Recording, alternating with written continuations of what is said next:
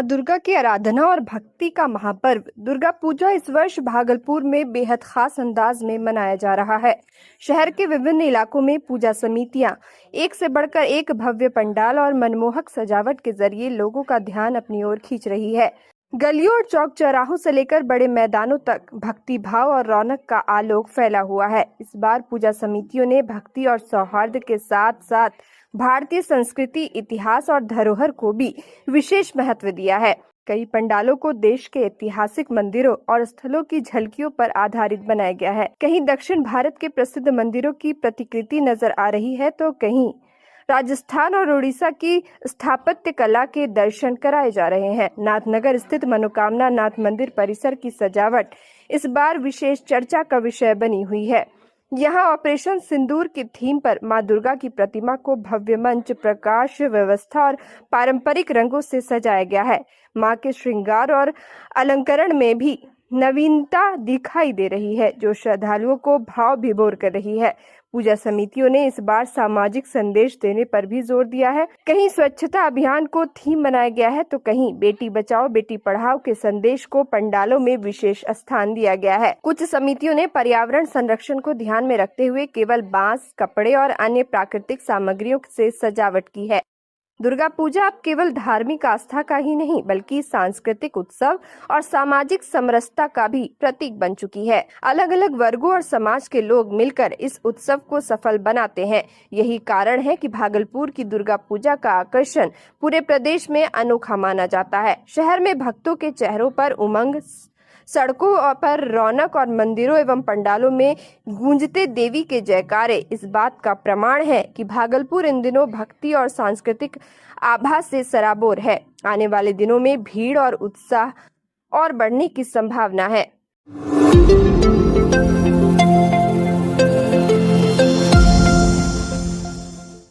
भागलपुर जिले के औद्योगिक थाना क्षेत्र अंतर्गत गोपालपुर पुल के समीप बाईपास पर हवाई पेट्रोलिंग टीम के जवानों द्वारा गौ तस्करों से अवैध वसूली करते हुए वीडियो सोशल मीडिया पर वायरल हो गया।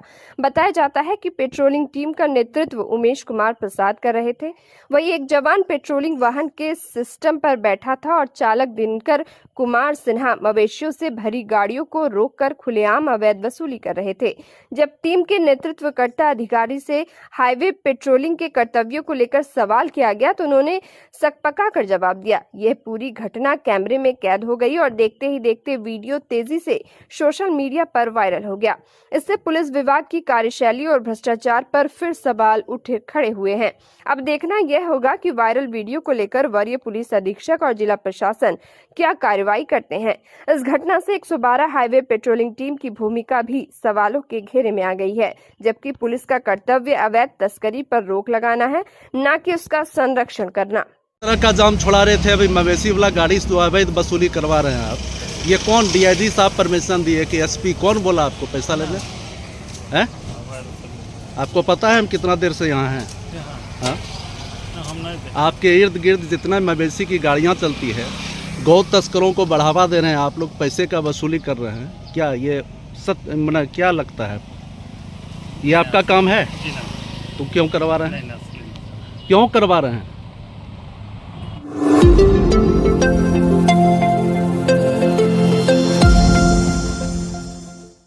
भागलपुर जिले के मधुसूदनपुर थाना क्षेत्र अंतर्गत महमदपुर गांव में सोमवार को उस समय सनसनी फैल गई जब गांव के एक बगीचे स्थित कुएं से तेज दुर्गंध आने लगी। ग्रामीणों ने झांक कर देखा तो कुएं में युवक का शव पड़ा हुआ था। सूचना तुरंत पुलिस को दी गई। जानकारी मिलते ही थानाध्यक्ष सफदर अली दलबल के साथ मौके पर पहुंचे और शव को बाहर निकलवाकर पोस्टमार्टम के लिए भेजा। मृतक की पहचान मधुसूदनपुर थाना क्षेत्र के भीमकित्ता गाँव निवासी स्वर्गीय सुरेश यादव का पुत्र अजय यादव के रूप में हुई है।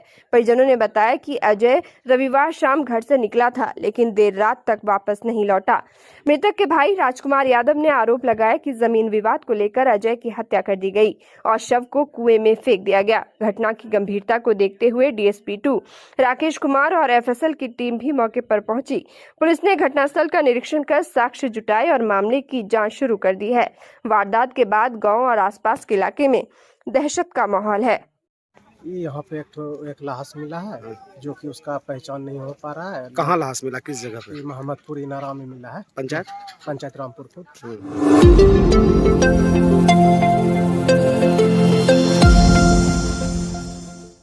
बिहार पुलिस के सिपाही धनंजय कुमार पासवान का तबादला भागलपुर जिले से नौगछिया पुलिस जिला कर दिया गया है। वे फिलहाल डायल 112 में तैनात थे। स्थानांतरण की सूचना मिलते ही भागलपुर पुलिस लाइन में उनका विदाई समारोह आयोजित किया गया, जहां सहकर्मी पुलिसकर्मियों ने उनके कार्य और व्यक्तित्व की जमकर सराहना की। सिपाही धनंजय पासवान को जिले में लोग हेलमेट मैन के नाम से जानते हैं। उन्होंने शहर और आसपास के इलाकों में लगातार ट्रैफिक नियमों को लेकर लोगों को जागरूक किया। सड़क पर वाहन चलते समय हेलमेट और सीट बेल्ट के अनिवार्य उपयोग पर उन्होंने अभियान चलाया। उनकी इस पहल का प्रभाव यह हुआ कि बड़ी संख्या में लोग यातायात नियमों के प्रति गंभीर होने लगे। युवा वर्ग के बीच वे विशेष रूप से चर्चित रहे, क्योंकि अक्सर उन्हें बिना हेलमेट चलने पर समझाते और हेलमेट पासवान ने केवल ट्रैफिक सुरक्षा तक ही खुद को सीमित नहीं रखा, स्वच्छता के क्षेत्र में भी वे समाज को लगातार जागरूक और प्रेरित करते रहे। सड़कों और सार्वजनिक स्थलों पर सफाई बनाए रखने को लेकर उन्होंने लोगों को समय समय पर अभियान के माध्यम से हिस्सा लेने के लिए प्रोत्साहित किया। साफ सुथरे माहौल की आवश्यकता और जिम्मेदारी को उन्होंने अपने निजी प्रयास से आगे बढ़ाया। विदाई समारोह में मौजूद पुलिस अधिकारियों और जवानों ने उनके योगदान को उल्लेखनीय बताते हुए कहा कि सिपाही धनंजय न केवल एक कर्मठ जवान हैं, बल्कि समाज को प्रेरित करने वाली एक सशक्त आवाज भी हैं। उनके साथियों ने उज्जवल भविष्य की शुभकामनाएं दी और जताया कि उनकी पहचान जिस तरह भागलपुर में बनी, वैसी ही छवि वे नौगछिया में भी कायम करेंगे। हम भागलपुर छोड़ नहीं रहे, बस नवगछिया जा रहे हैं। जो हम भागलपुर में कर रहे थे, यही कार्य नवगछिया में करेंगे और साथ साथ नवगछिया के साथ साथ भागलपुर को भी हम इस कार्य में करते रहेंगे और बरकरार बनाए रखेंगे।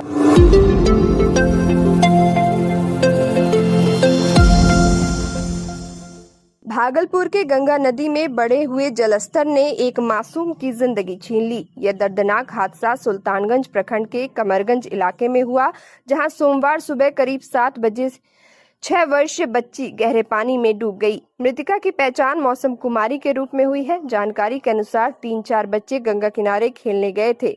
इसी दौरान मौसम कुमारी का पैर फिसल गया और वह नदी की तेज धार में बह गई। पानी का जलस्तर इतना खतरनाक था कि बच्चों और परिजनों के प्रयास के बावजूद उसे बचाया नहीं जा सका। मौसम कुमारी के पिता अरविंद पासवान मजदूरी करके अपने परिवार का भरण पोषण करते हैं। परिवार में मृतिका के अलावा 2 भाई और 1 बहन है। घटना के बाद पूरे घर का रो रो कर बुरा हाल है।